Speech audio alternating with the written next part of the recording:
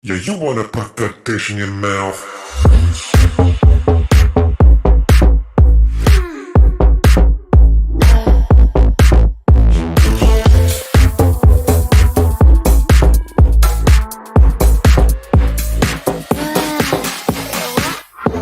Wish you could slide into my mind and make me mine.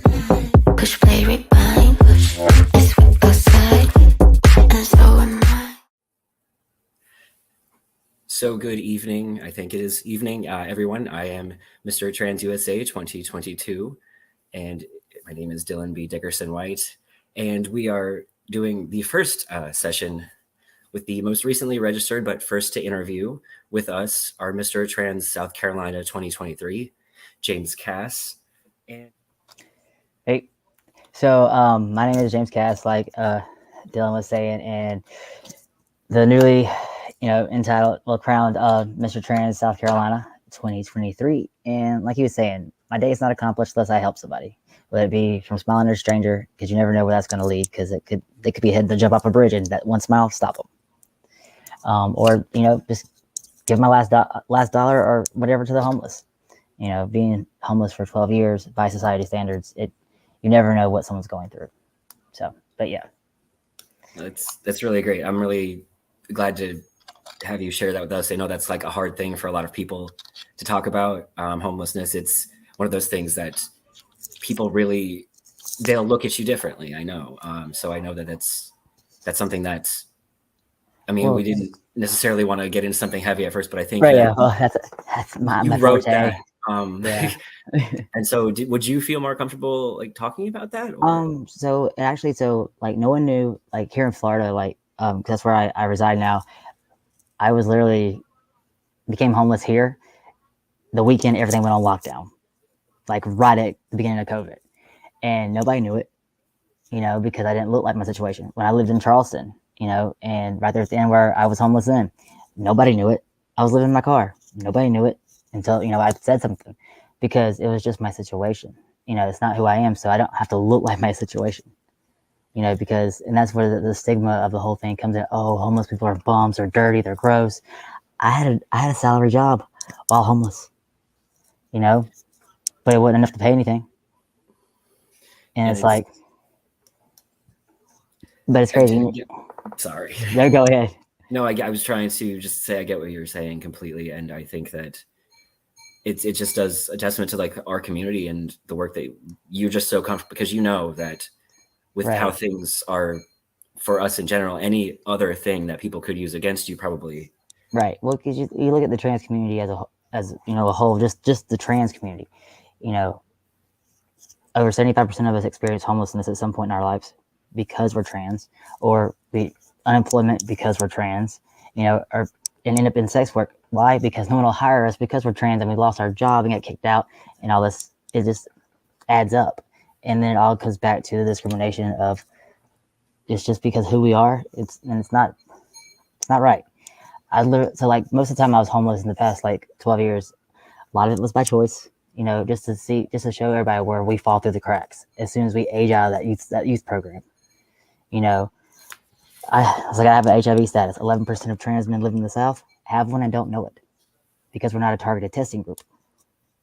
So it's like everywhere. I'm autistic. I have schizoaffective disorder. I fell through the cracks on all that. So it's like my whole platform is those sectors where we fall through the cracks. I think that I really appreciate that as an autistic person, that somebody else is willing to put that out there as well and making those points. And so that was, again, I'm sorry we started off like really heavy, but I think that it's just kind of one of those things where if it comes up and it's important, right, I think it needs to be talked about. Well, I answered all the questions on my clipboard last night to be prepared. So this is how I know, because I always do the same thing. So I'm really excited to hear that. So let's do something a little bit more on the flip side of it. So if I say that the phrase trans excellence, that means a lot of different things to different people, but what does that mean for you? Well, either you're telling me your transmission's running excellent in your car, or your transition's going amazing. But the first thought that came to me was, oh, you're not having transmission problems. I like the look at that. Well, Well, I was a mechanic in the military, so Oh, okay. I immediately went to okay. His transmission's fine. That's funny because I was really going to try to name the broadcast like transmission at some point, but then a bunch of things happened. But at the same time, somebody would have probably asked me a car question, and Yeah, never do that. I promise. It's not. So about Mr. Trans South Carolina in a very short little bit. So the Trans USA system. I know that we have had our conversations. Yeah. About that, but before that, when you had heard the name of the system, what came to mind? What made you like kind of interested at first when you saw what was going on? So like when the whole system like first started and everything, and then like it's literally the beacon for our whole community is what I look at it as, you know, for our sisters, for our brothers. You know, it's literally, oh, here's your role model. You know, here's someone you can look up to. Here's someone that's going to speak for you, for like our brothers and sisters that are still trying to find their way home. That makes sense. Yeah. You know, the person that's for that year is holding the torch. You know, the I guess Atlas, as you would say, you know, holding the world and holding the community up. You know, being that king and being that queen. You know, for all our brothers and sisters. You know, the leaders of our pack. Like so, because we definitely are a pack, right? we have to. That was kind of the points, like that's that working together, and I'm glad you understand that part. Definitely. Right. And kind of we have to the trans guys, right, with the hats and the right in the vault. So see, I ended up transitioning alone, and you know, and met friends that had like segments of memories of my transition throughout the time that I came out as trans at 17 years old. You know, but I literally transitioned alone with no family support. You know, really, and like I met friends along the way that got segments. You know, but I did it alone for a reason. You know, I've climbed out of the valley. I've walked through the shadows, and I've walked through the fiery flames of hell. Came out with a smile on my face. That way, none of my brothers and sisters ever have to do it alone because they always got a brother in me. That's absolutely amazing. I think you're going to do a great job with South Carolina, especially with that. So, like, there's just so I want to get this right. You said that it's kind of a related note that the charity that you kind of want to represent, one of the ones that was listed, it's called Transcending Adolescence. Can you kind of tell me more about that? So that one is owned by Faith Taylor, a wonderful, beautiful, trans woman that I met in Charleston at a show when I was I was a DJ's assistant, and like she made a lasting impression on me. And then I moved to Florida. She's from Florida. What it is, it's different destinations for like it's a summer thing, and it's all trans kids. Like she does archery and everything, and so it's literally taking these trans kids hiking, Grand Canyon, camping over here, and teaching them how to be okay with themselves. And to be one with themselves, like out in the wilderness.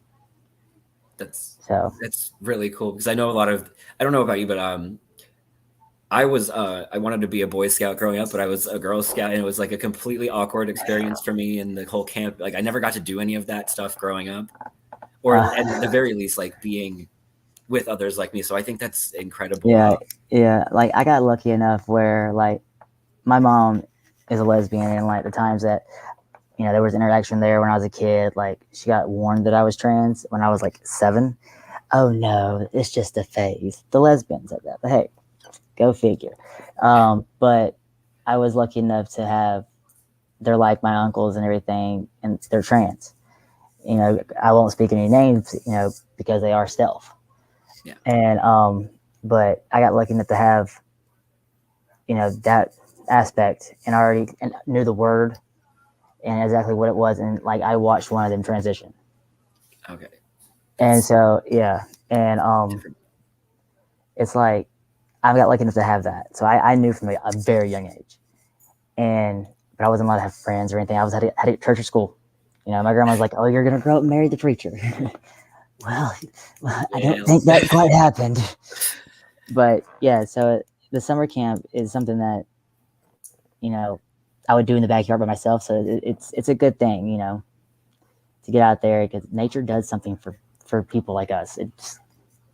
It's a healing experience. Yeah. But and then my other charity is the HIV/AIDS organization I used to work for in Charleston is Palmetto Community Care, and they have a wonderful senior director over there, Brad Childs. He's been there, senior director, going on 20 years. And, you know, he gave me a chance after hearing my story at World's AIDS Day visual that we had in Charleston in 2018. He was starstruck.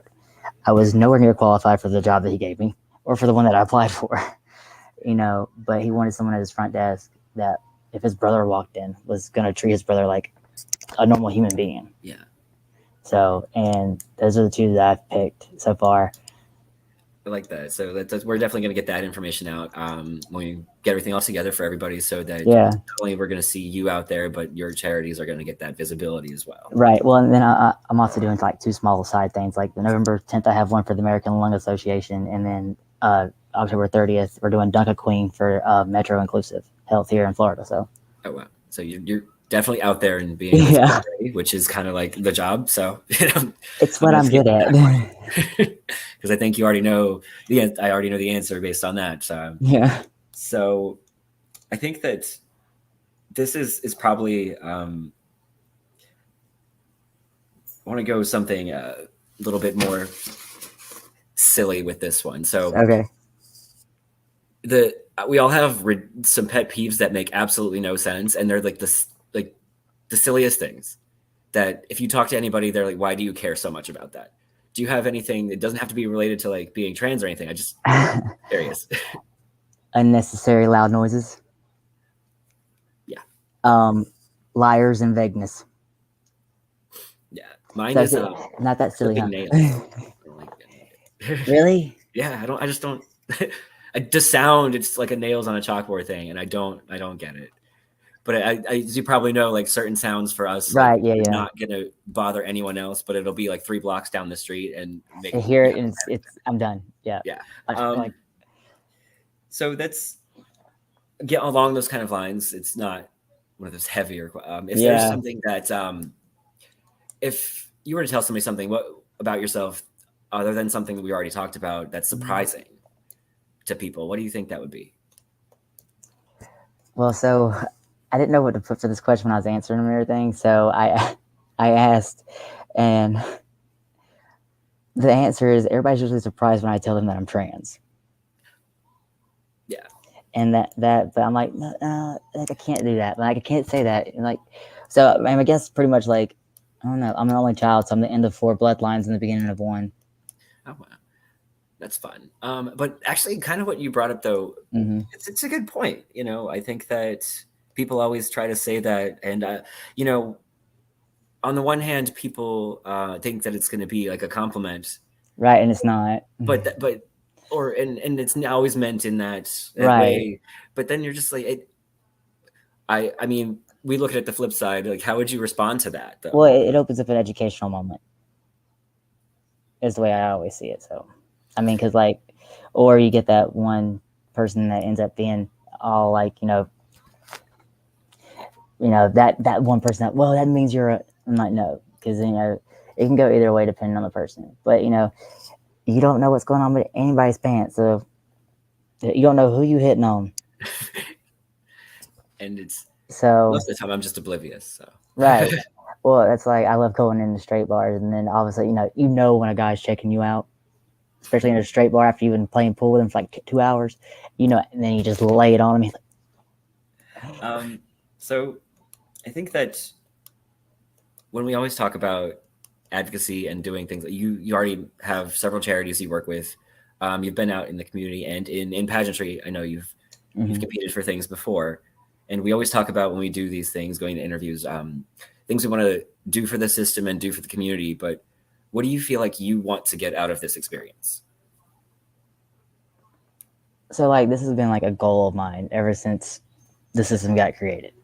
And for me, what I want to get out of the system is that finally have that actual brotherhood and that community that I've literally tried to be the big brother for all my life. And like, you know, I've got little trans brothers in South Carolina that they're still one of my volumes of my story and everything just floating around South Carolina somewhere That's literally my childhood through my transition and different stories and everything like that everybody can relate to. And it has literally went from like 3 different, young trans guys that I know of. So, and like their girlfriends and everything. And so just the finally, and it's not like we don't do any of this for recognition, but at some point it's like we're getting older. It's time for us to pass that torch on. It's that King's one last ride. Yeah. This time, can I please come out of the trenches and sit here and look pretty? Yeah, that swan song. And yeah. And so it makes it all worthwhile, because it is all worthwhile, but we all have those moments where we feel like we're not making any change, and we get down hard, and then all of a sudden you get that one kid that comes up to you, oh my God, thank you, and it does something. So. And I think that's actually like, it leads in. I love how this is kind of just flowing to some of the other things that we have on here. Answered them all last night. Right? So it's something that's, as that role model, as that passing the torch sort of moment that you're looking for through all of this. Is there like any kind of message that you would want to send to some young trans kids and their families right now? Don't fear the worst. That means don't fear that you're going to lose your family, your friends. Don't fear you're going to have that worst story, because I've got that worst story. I lost my friends, my family, my home, and I turned out just fine. It's been a great big adventure. Yeah. Not the path most traveled, but I'd rather walk in this direction instead of in the wrong direction, following the crowd. That's Hamlet. I definitely get that. Yeah, and it's like, and parents, you have 2 choices. This is where you have 2 choices. One, accept your kid as who they are, because they're still your kid. Doesn't matter what's in their name. It's just a bunch of letters, and pronouns, call them by what you see, and you always know what you see, or you do that, you get to make all these lifetime memories full of happiness and everything with your kid. Or lose your kid forever and all that time. And then finally when it hits you that none of this was ever a choice of ours, because who would choose to be hated by strangers? And ridiculed everywhere we go. We didn't choose any of this, but that time comes when you do realize that you've wasted all that time you could have had. And now your kid's an awesome adult and you had nothing to do with it, and now regret consumes you. That's so, because you can't get that back, any of that time. Nope. And I think that there's kind of, we talk about that heavy, and I want to end on sort of like a really, I know I have that bad habit. People don't go drinking with me because I always make them cry. I mean, I feel like there's a thing for me where I'll either cry about the stupidest thing that doesn't make some commercial, something, or like the craziest, like absolutely horrible thing, and I won't do anything at all. I cry at the end of Babe. I cry at the end of Babe every time I watch it. Oh. Every time. Disney makes me cry every time. And I've seen all these movies 100 times. But these are things that are going on in our community, in our lifetime, that people just keep sugarcoating and sweeping under the rug. But we've got to talk about these things, whether how tough they are or not, whether you don't want to face the fact that our world's a pretty fucked up place. Yeah. But it's going to remain fucked up if we don't talk about it and do something about it. And I think a lot of that, you're right, and that's a huge part of that. And one of the things that we focus on a lot of like things that are really wrong with the community. We kind of like get, sometimes when we're in advocacy, focused on all of the problems and all the things we need to fix and all the things we need to do. But if you could say on a final sort of note right now with this little segment about something what do you think is going right for the trans community? Like for us, like internally or outside?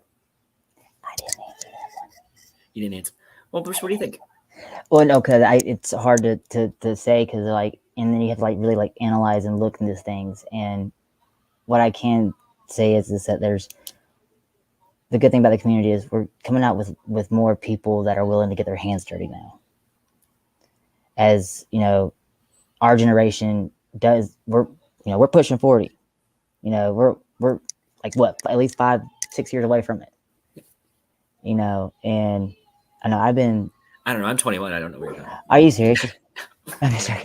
So we have been chit-chatting for about 20 minutes now. Yeah. So I think that I'm going to, again, editing is great, isn't it? Well, yeah, right. Yeah, Small 'cause apartments. yeah, I know. I've got a buddy of mine. He's asleep. He works third, but like, I was gonna say something. Dang it. Oh, but thank you for like the whole reaching out and everything, because last year I didn't run the year that the time you ran, because I was still homeless at the open registration, so it wasn't in the cards. And then this year, before I could even get the packet in my email, because I was a subscriber, here's fate. Oh, you're running this year. Yeah. So I think that we'll obviously be sharing a little statement from you later this month when you record it. But is there anything right now that you wanted to say to everybody to sign off? Or just, peace? Go be you. Go sing. Go to karaoke. Smile at a stranger. Shake someone's hand.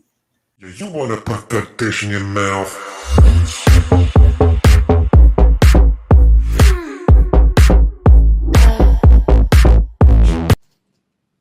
Hey, I'm Mr. Trans South Carolina, James Cass, and it is an honor to represent my home state and win this title and be a part of Mr. and Miss Trans USA system. When the system was created, I immediately, oh my God, that's my goal.